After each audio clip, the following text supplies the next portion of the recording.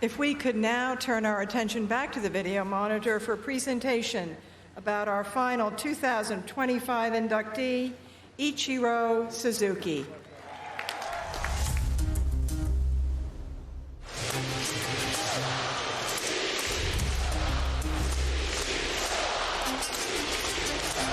Batting first, right fielder, number 51, Ichiro Suzuki. The most exciting export from Japan since Godzilla. Ichiro was one of the most consistent players I ever seen. I think it had to do with his passion for the game, his discipline, and the desire to be the best player he could be. And he's done it! He's climbed the mountain! Number 3,000 for the one, the only, the remarkable Ichiro.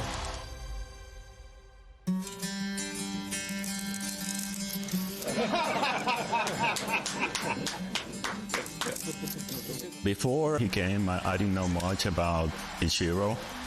You know, I remember that when he came to spring training, what I heard is that he was a really good player in Japan, but I never seen him play before. He was very impressive just to watch him go about his business, and he proved right away that he was a great player, you can tell. And the fastball is drilled to deep right field, high in the air, and gone. Ichiro Suzuki with his first home run in the United States. The way he hit, it was very different for what we used to. You know, he almost like he made contact. It's already 1 foot going to first base. You can tell he can make contact at any pitch, low, high, anywhere around the plate. He was make very good contact always, and he can drive the ball too.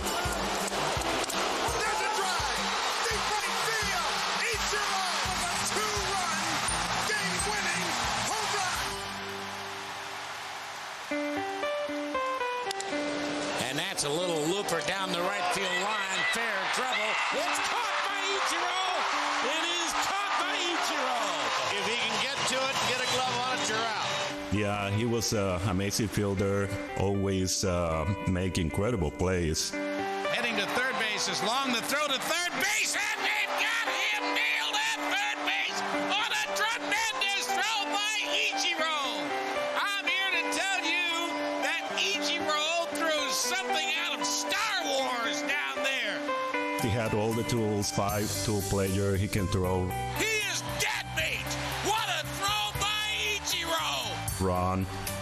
Number 55 on the year, another stolen base for Ichiro. Hit for average. He can do anything on the field. And there it is! He's the new all-time hit king in Major League history, number 258. He means a lot to the organization and to the city. The fans love him here, and he was one of the best players that ever played the game, not only for this organization, but for baseball. Ichiro, this is Jack O'Connell with the Baseball Writers Association. The baseball writers have elected you to the Hall of Fame, the first Japanese player to come to Cooperstown. To be the first Japanese player to be inducted into Cooperstown, I think it means a lot to him. I played with him for years, and he cares about the game so much and respects the game so much. I know what it means to him, and I'm just looking forward to be there.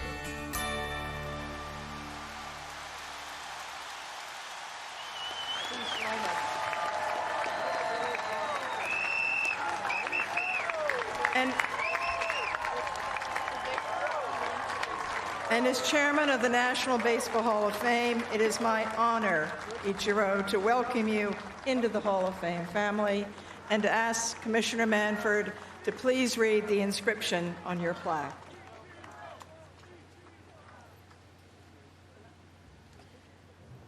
Ichiro Suzuki, Seattle, AL, 2001 through 12, 2018 through 19.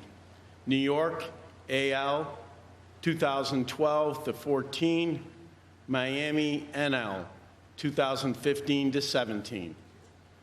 With extraordinary work ethic and unparalleled bat control, brought record-setting hit totals to Major League Baseball as its first Japanese-born position player. Electrified 2001 Mariners to record 116-win campaign, earning AL Rookie of the Year and Most Valuable Player honors. The only player with 10 straight 200-hit campaigns, 2001 through 2010, set all-time single-season hits record with 262 in 2004. An all-star and Gold Glove outfielder throughout his first decade in the majors, led AL in hits 7 times. Won 2 AL batting titles after capturing 7 consecutive in Japan. Totaled 3,089 MLB hits and 509 stolen bases.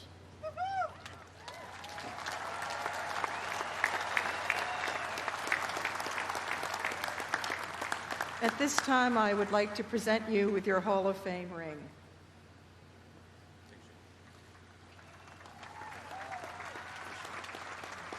Let's go for photos. Tom, I can't imagine the country of Japan. He's going to be inducted into their Hall of Fame in about a month, but he's the first Japanese-born and raised position player ever to appear in an MLB game, and he exceeded all expectations. There's so much pride for that country, and there had been so much pressure on Ichiro when he came here in 2001 because of that. Ichiro wound up playing 28 professional seasons between Japan and MLB. Just remarkable. He was the standard. Think about if he'd have failed. You know, he signs at 17. He doesn't go to high school. One of the first guys that does that. Doesn't go through the minor league system, basically the big leagues, and comes over here. The posting money, everything else, the pressure was on him for all position players coming out of Japan. And he was a superstar right from the jump, and now we're finally going to hear the speech from Ichiro. Ladies and gentlemen, member of the class of 2025, Hall of Famer Ichiro Suzuki.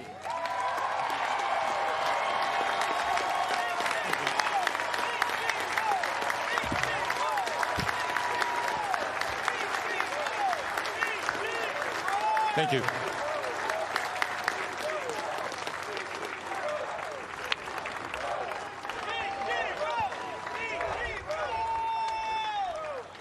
Today, I am feeling something I thought I would never know again.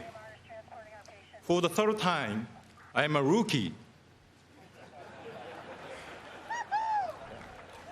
First, in 1992, after the Orioles Blue Wave drafted me out of high school. Then, in 2001, I became a rookie again at 27, when the Seattle Mariners signed me.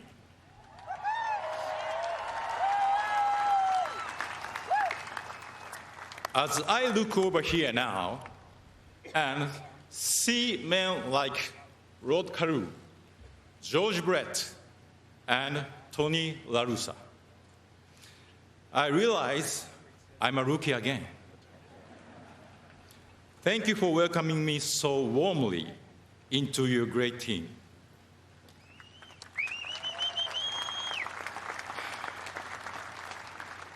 I hope I can uphold the values of the Hall of Fame. But please, I am 51 years old now, so easy on the hazing. I don't need to wear a Hooters uniform again. The first 2 times, it was easier to manage my emotions because my goal was always clear: to play professionally at the highest level.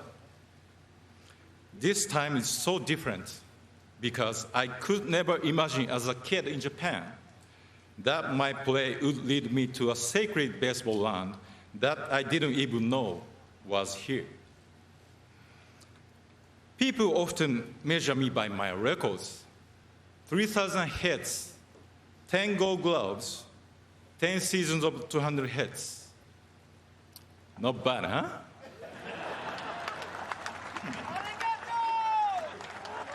But the truth is, without baseball, you would say, this guy is such a dumbass.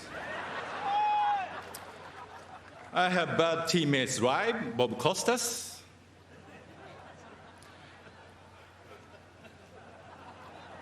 Baseball is so much more than just hitting, throwing, and running.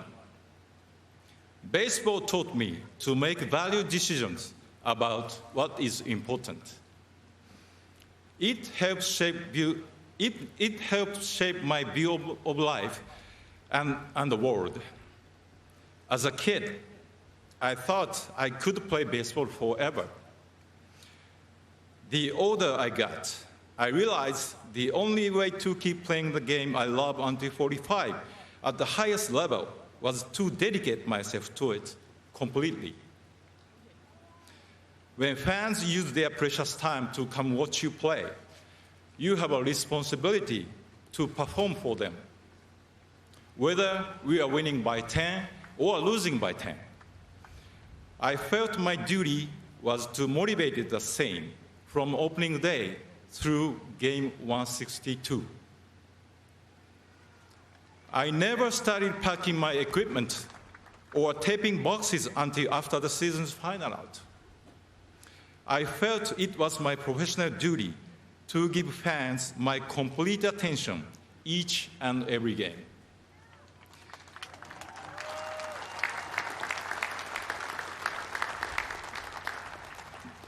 Fans deserve to be entertained whenever they choose to come.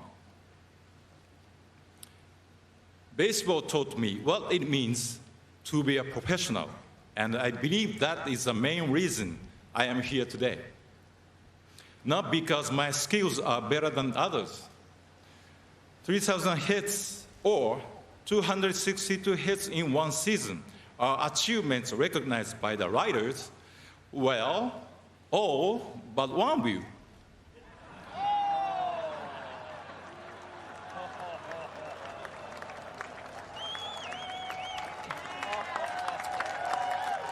And by the way, the offer for that writer to have dinner at my home has now expired.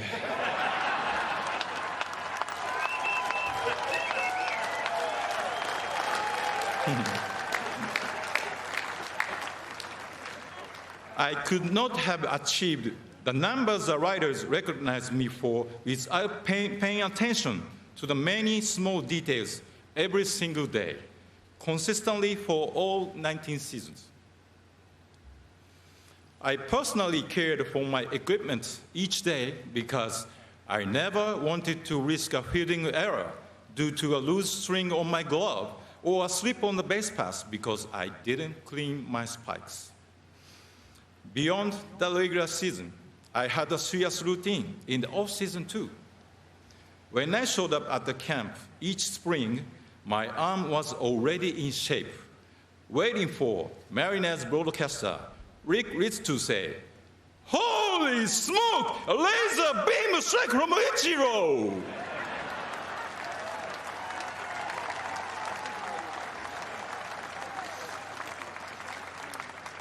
If you consistently do the little things, there's no limit what you can achieve. Look at me.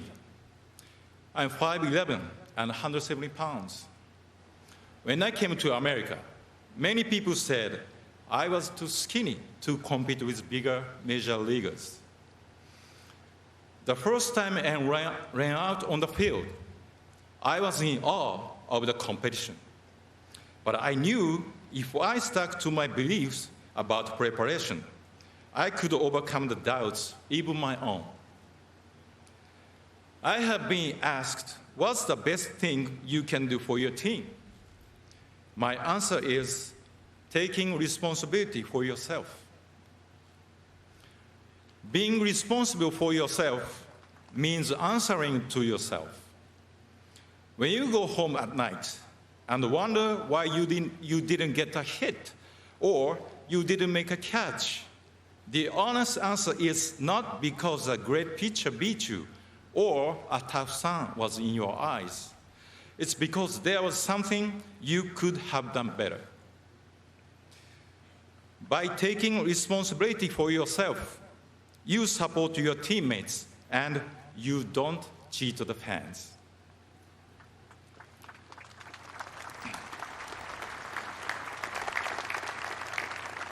As a kid, my dream was always to be a professional baseball player. I even wrote an essay about it when I was in grade 6. If I could rewrite that essay today with what I know now, I would use the word goal instead of dream. Dreams are not always realistic, but goals can be possible if you think deeply about how to reach them. Dreaming is fun, but goals are difficult and challenging. It's not enough to say, I want to do something. If you are serious about it, you must think critically about what is necessary to achieve it. I wrote that daily practice and preparation were important to become a professional player. As I continued to set my goals, I also came to understand that consistency would be the foundation to achievement. I encourage young players to dream and dream big, but also to understand the difference between a dream and a goal. In order to make your dream your goal, you must be honest in thinking about what is important to achieve it. In that essay, I wrote that I dreamed of playing for my hometown, Chunichi Dragons. I knew nothing about American baseball then. I simply loved baseball and wanted to play it wherever I could at the highest level for the rest of my life. I achieved the first part of my goal when Orioles drafted me. I won the batting title in my first full year and each year after that when I played in Japan. From the outside, it may have seemed like everything was smooth and I should have no worries. However, inside, I was struggling to understand why I was making results. I was searching for something that I could not find. In the middle of my internal struggle, something historic happened. Hideo Nomo became the first major leaguer from Japan in my lifetime. His success inspired many, including me. Thanks to him, MLB was always in the news in Japan, and MLB games were broadcast on TV because of Hideo Nomo's courage. My eyes suddenly opened to the idea of challenging myself by going somewhere I never imagined. 野茂さん、ありがとうございました。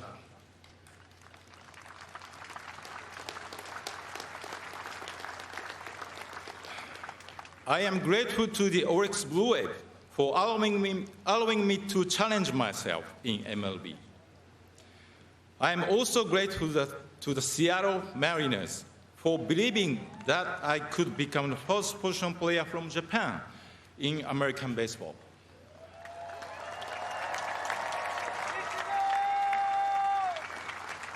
I have been in love with Seattle and the Mariners ever since. Thank you, Seattle.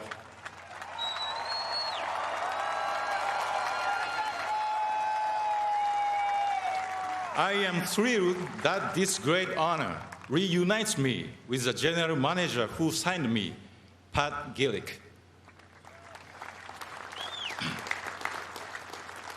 Thank you to Pat and the owners and the executives back then, Hiroshi Yamauchi, Howard Lincoln, Chuck Armstrong, and the rest of the Mariners team. To current executives, John Stanton, Jerry DiPoto, Kevin Martinez, and the rest. Thank you for bringing me back to the place I belong and allowing me to make Seattle my permanent home.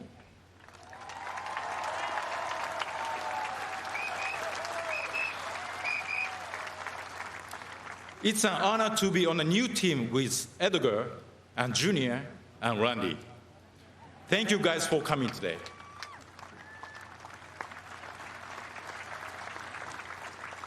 Thank you to the New York Yankees. I know you guys are really here today for Sissy. But that's okay. He deserves your love. I enjoyed my 2.5 years in Pinstripes, and I thank you for letting me experience the great leadership of Derek Jeter and your organization's proud culture.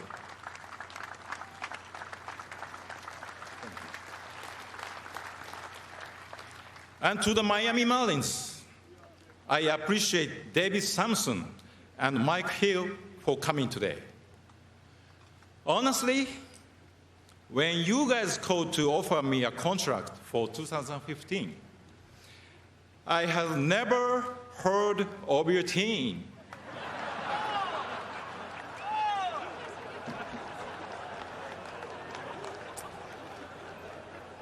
But I came to love my time in South Florida. Even in my mid-40s, I grew as a player, surrounded by all those young, talented teammates. The way they jumped out of the dugout in Colorado to celebrate my 3,000th hit is something I will never forget.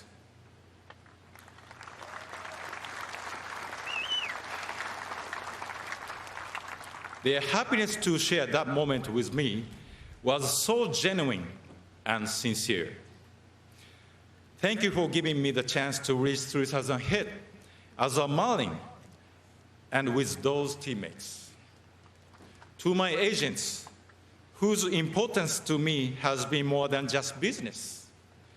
Sadly, Tony Atanasio passed away before he could know of this moment.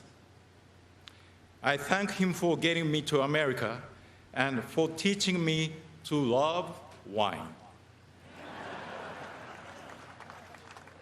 and to John Boggs, who believed I could still play at 42 and has been passionate towards my career ever since.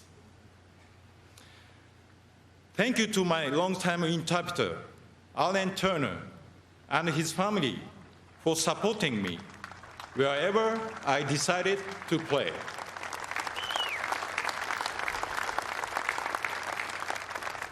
Thank you also to Jane, Josh, Chester, Whitney, and the entire Hall of Fame staff. And of course, to Jeff Idelson. Without you, I would have never come to appreciate this incredible institution. Congratulations to Cece, Billy, Dave Parker, Dick Allen, Tom Hamilton, and Thomas Boswell.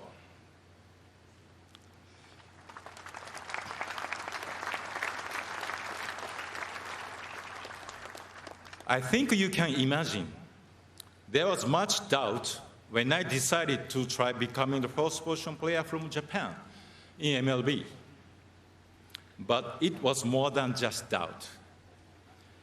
There was criticism and negativity. Someone even said to me, "Don't embarrass the nation." The person who supported me the most was my wife, Yumiko.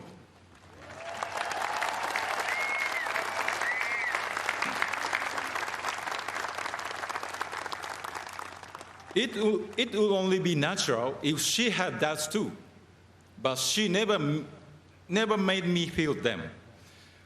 All of her energy was focused on supporting and encouraging me. For 19 seasons in Seattle, New York, and Miami, she made sure that our home was always happy and positive.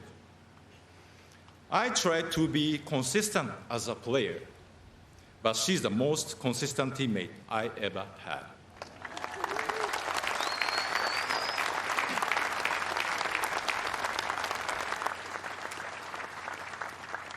Shortly after I retired, Yumiko and I had a date night. We did something we had never been able to do while I was a player. We sat in the stands and enjoyed a Mariners game together. We did it the American way by eating hot dogs. Of all the experiences baseball has given me, enjoying a hot dog at a game with the person most responsible for helping me reach this moment is the most special.